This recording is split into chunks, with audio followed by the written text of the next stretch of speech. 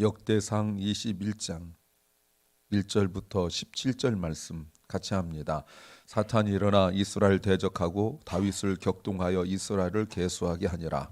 다윗이 요압과 백성의 두목에 이르되 너희는 가서 브엘세바에서부터 단까지 이스라엘을 계수하고 돌아와서 내게 고하여 그 수요를 알게 하라. 요압이 가로되 여호와께서 그 백성을 지금보다 100배나 더하시기를 원하나이다. 내 주 왕이여, 이 백성이 다 내 주의 종이 아니니까 내 주께서 어찌하여 이 일을 명하시나이까? 어찌하여 이스라엘로 죄가 있게 하시나이까 하나 왕의 명령이 요압을 재촉한지라. 드디어 떠나서 이스라엘 땅에 두루 다닌 후에 예루살렘으로 돌아와서 백성의 수요를 다윗에게 고하니 이스라엘 중에 칼을 뺄 만한 자가 110만이요 유다 중에 칼을 뺄 만한 자가 47만이라. 요압이 왕의 명령을 밉게 여겨 레위와 베냐민 사람은 계수하지 아니하였더라.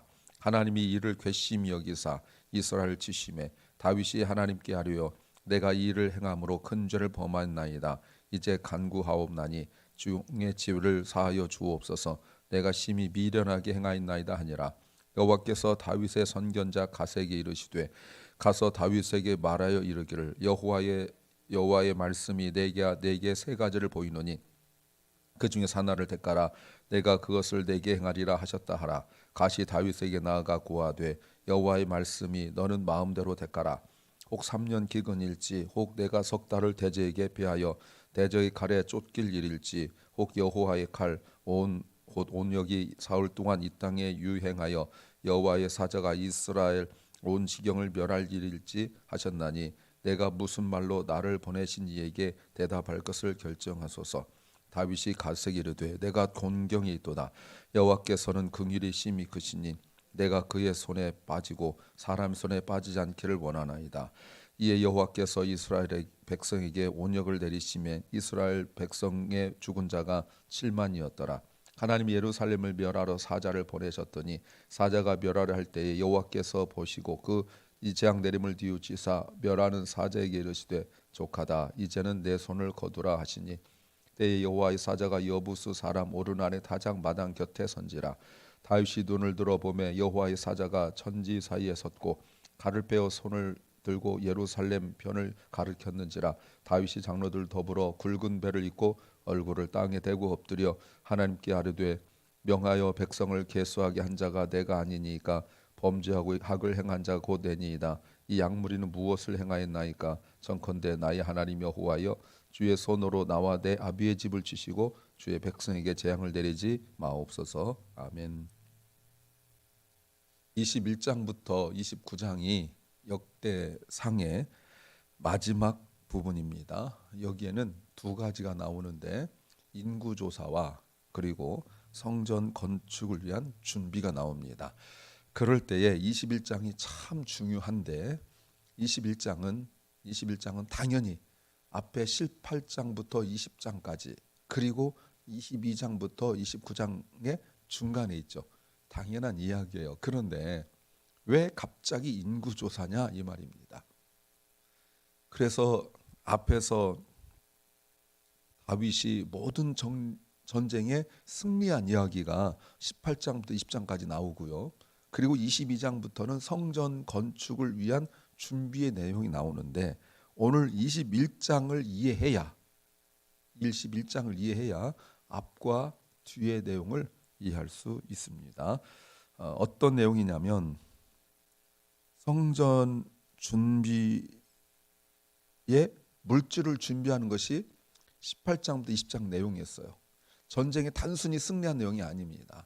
전쟁에 승리하여 물질이 생겼고 생각지도 못한 물질이 생겼고 그것을 성전 건축을 위한 준비로 했던 그 물질의 준비가 있고요. 또 하나가 오늘 21장이 성전 건축의 장소예요. 성전 건축의 장소.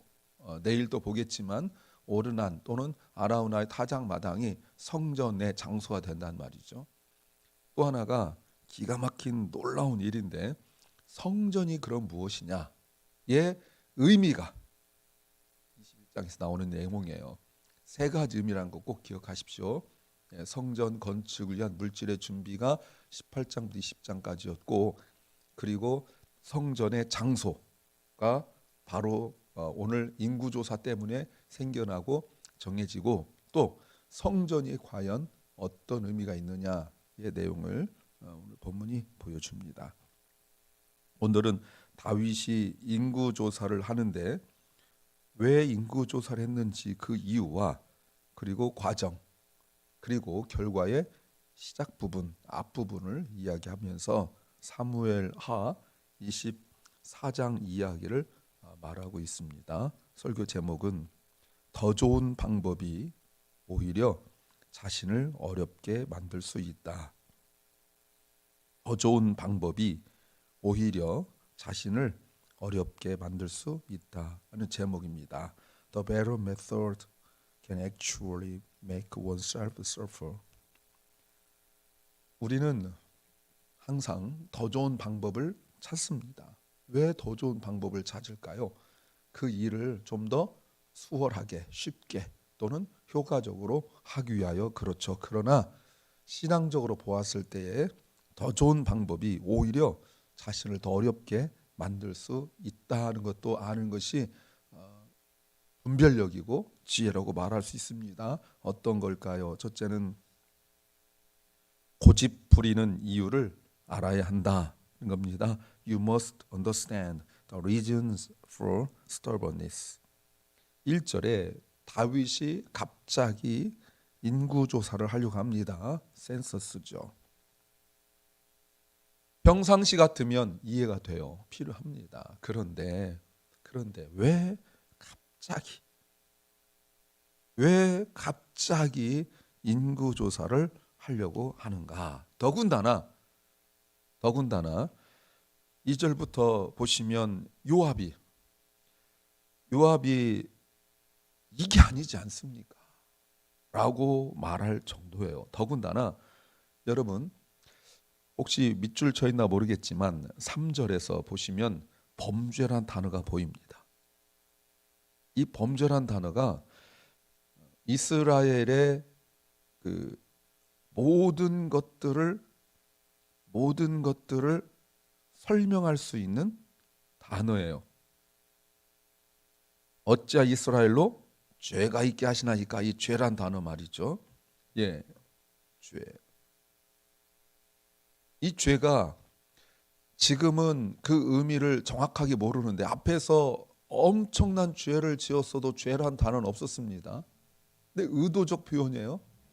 이 죄란 단어가 나오면서 나중에 역대하에서 마지막 부분, 역대하 마지막 부분 24장, 28장, 38장 이게 보면 이스라엘의 멸망의 이유를 설명하는 단어가 이 단어예요. 근데 이 단어가 어디부터 나오냐면 앞에서 못된 짓하고 나쁜 짓 했던 사람들로부터 나온 것이 아니라 다윗부터 나와요. 다윗부터. 참 신기한 일이에요. 그런데도 다윗이 고집을 부리고 있습니다. 왕의 명령이 4절 요압을 재촉했다. 이건 뭐예요? 자기가 왕에 뭘 내세웠어요? 권위를 내세웠다는 거예요. 언제 다윗이 이런 적이 있었습니까? 늘 위로하고 격려하고 손잡아주고 이랬던 다윗이 웬일인지 갑자기 내가 왕인데 이러고 하는 거예요. 이런 적이 없었잖아요. 왕이 시키면 해 이렇게 하는 거예요. 그 앞에서 여러분 전쟁할 때 요압이 다윗과 협력하여 얼마나 열심히 전쟁하고 그랬어요. 그런데 전쟁 나가 그러면 요압은 군소리 않고 전쟁 나가고 그랬는데 지금은 다윗이 왜 그렇게 자기를 주장하고 고집부리는지 몰라요. 그런데 1절에서 바로 나오죠. 사탄 때문이다. 예, 사탄의 역사 때문이다. 그러니까 엉뚱한 생각을 하게 되고요. 사탄의 역사니까. 그러니까 다른 사람의 말을 듣지도 않고요. 그러니까 자기 고집을 부리고 있는 겁니다. 무엇 때문에요? 사탄 때문에 그렇다는 거예요. 우리 성도들도 너무나 갑작스럽게 신앙생활을 잘하던 사람이 너무나 인간적인 결정을 하고 옆에서 그러지 말라고 이야기하더라도 끝까지 고집 부리는 것은 결코 성리의 역사라고 볼 수 없습니다. 사탄이 그 마음을 주장하는데 깨닫지 못해요. 8절 보세요. 다윗이 하나님께 아뢰되 내가 범죄했습니다. 범죄도 어떤 죄요? 큰 죄를 범했습니다 라고 말해요. 단순한 일이 아니다는 겁니다. 우리가 그래서 늘 성령에 민감하고 늘 말씀에 민감하고 늘 예배 자리에 있어야 될 이유 중에 하나가 이렇게 모두를 힘들게 만드는 고집을 부리지 않기 때문에 그런 겁니다. 사탄의 역사 때문에 더 좋은 방법을 찾지만 그것은 어려움을 불러주는 그런 결정이에요. 두 번째는 생각을 점검받아야 한다는 겁니다.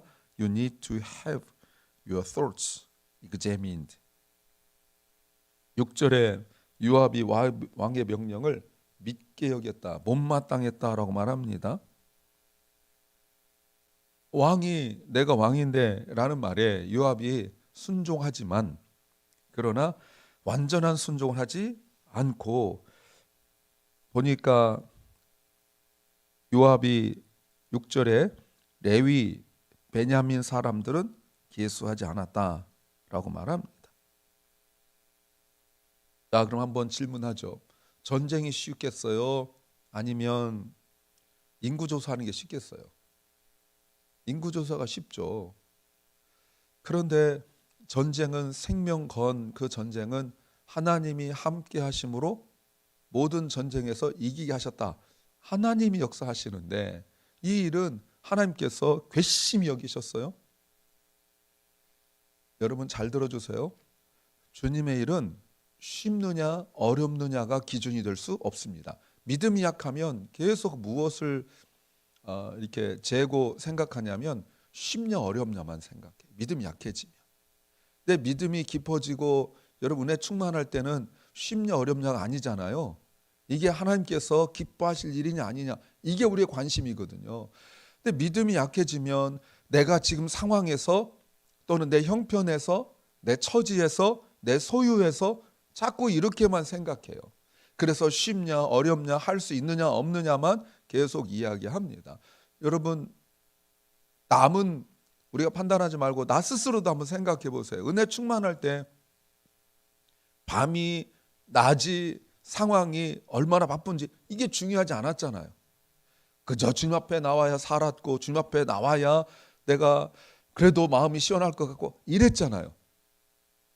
근데 믿음이 약해지면요, 내 지금 몸 상태가, 내 지금 시간적 상황이, 또 내가 해야 될 일, 이런 것들이 자꾸 앞서게 된단 말이에요.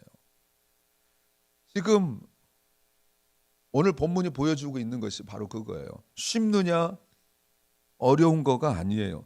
생명을 건 전쟁도 하나님이 함께 하시면 아무것도 아니고 쉽게 이길 수 있고, 그냥 돌아다니면서 몇 명이냐 물어보는 이 세상 쉬운 것도 하나님 함께 하지 아니하시면 그렇게 어려울 수밖에 없는 거예요.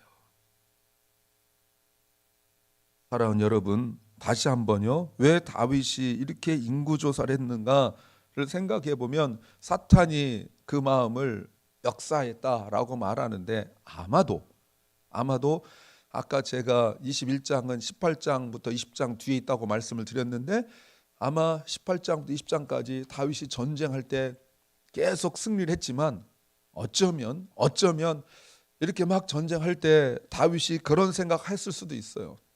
전쟁이 일어나면 올라가서 기도하면서 전쟁 이기고 이렇게 했다가 인간적 생각이 들어가는 거죠. 군인이 모두 몇 명인지 알면 좀 더 효율적으로, 이펙티브하게 효율적으로 군인들을 활용할 수 있겠다라는 생각을 갖게 되는 거예요. 누구나 그럴 수 있습니다. 좀 더 잘해보려는 생각이죠. 또 세금 문제도 마찬가지잖아요.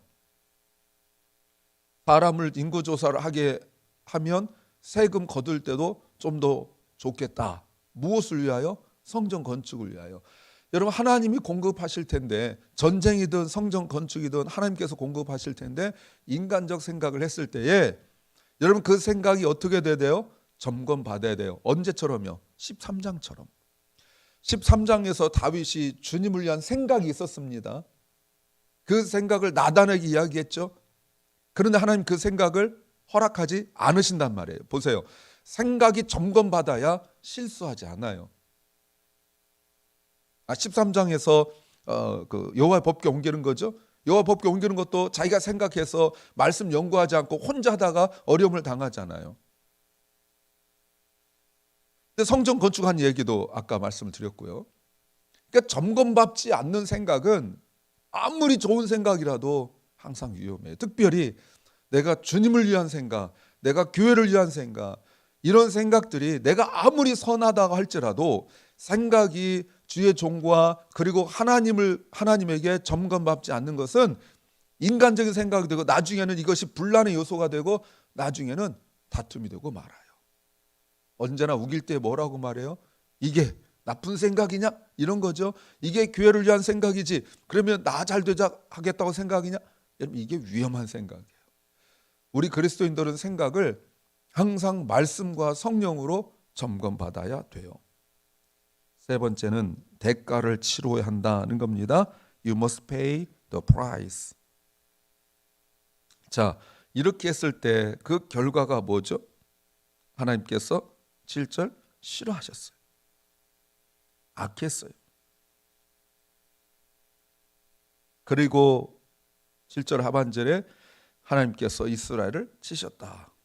그때 8절 다윗이 곧 깨달았어요. 그때 8절 앞에 그때가 있어야 되겠죠? 다윗이 깨달았어요. 다윗의 장점 중에 하나가 이거잖아요. 미루지 않고 망설이지 않는 것. 바로 회개하는 거예요. 그때 하나님께서 하나님의 종 선견자 나단을 보내셔서 깨닫게 하십니다. 자, 하나님께서 말씀하세요. 12절, 11, 12절 선택하라. 자, 이게 굉장히 중요한 거예요. 하나님은 다윗을 보시려고 하는 거예요. 너 대적에게 쫓길래 3년 기근할래? 석 달 쫓길래? 사흘 전염병 돌게 할래? 자, 어떤 거 선택이 되겠어요? 3일, 석 달, 3년이에요. 여러분, 이때 아쉬운 게 바로 이거예요. 다윗이 두 번째를 선택했어야 됐어요. 내가 대적에게 쫓기겠습니다. 근데 다윗이요, 대적에게 쫓겼던 그 어마어마한 경험이 있기 때문에 말로는 내가 사람에게 맡기겠습니까? 하나님께 맡기겠습니다라고 하면서 3일 동안 7만 명이 죽어요. 이게 잘못된 거를 17절 다윗이 깨달아요. 하나님 앞에, 하나님, 내가 범죄했는데 이 백성이 무슨 죄가 있길래 죽이십니까? 진작 이렇게 얘기했어야 되죠. 다윗이 13절에서 내가 잘못했으니 내가 감당하겠습니다 했어야 됐어요. 이 다윗이 정말 괜찮은 분임에도 불구하고 약점이 바로 이런 데서 드러나는 거예요.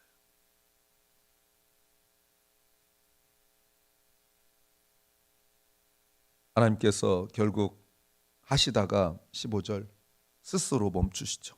그만해라. 그랬을 때 다윗이 주님 앞에 엎드려서 잘못했습니다라고 말합니다. 자, 그럼에도 불구하고 오늘 본문이 참 중요한 것은 오늘 다윗이 여호와의 사자를 만난 장소가 이제 내일 본격적으로 나오겠습니다만 이런 인간의 연약함, 다윗조차도 연약할 수 있다. 바벨론 포로에서 돌아와서 역대기를 읽던 그 사람들이 다윗조차도 사탄에게 주장되어지고 사탄에게 생각과 그리고 마음을 내어주면 범죄할 수 있구나를 깨닫게 된 거예요. 이 범죄가 어디부터 시작됐는지 알게 된 거예요. 그렇다면 자기들이 왜 망했는지도 알게 되는 거예요. 더 좋은 방법을 찾으려다가 결국은 이 어려움을 당하게 되는 겁니다. 더 좋은 방법이 아니라 하나님의 방법을 순종하는 것이 우리가 살아가는 가장 중요한 방법인 줄 믿습니다. 기도합니다. 주님, 더 좋은 방법, 더 좋은 생각이 사탄의 도구가 되지 않도록 우리를 불쌍히 여기시고 붙잡아 주옵소서. 연약한 중에 있는 사랑하는 박원식 집사 주님께서 치유하시고 또 사랑하는 결라인과 우리 자녀들에게 은혜 베푸시사 그 생각을 주님이 붙잡아 주시옵소서. 오늘도 병중에 있는 연약한 성도들 낙심하지 말게 하시고 하나님 바라보게 하옵소서. 오늘 하루를 주신 주님 감사합니다.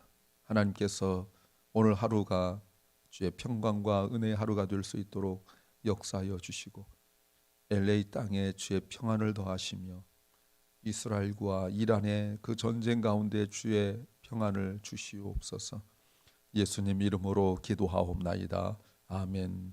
하늘에 계신 우리 아버지여, 이름이 거룩히 여김을 받으시오며 나라의 마옵시며 뜻이 하늘에서 이룬 것 같이 땅에서도 이루어지이다. 오늘날 우리에게 일용할 양식을 주옵시고 우리가 우리에게 죄 지은 자를 사하여 준 것 같이 우리 죄를 사하여 주옵시고 우리를 시험에 들게 하지 마옵시고 다만 악에서 구하옵소서. 대개 나라와 권세와 영광이 아버지께 영원히 싸움나이다. 아멘.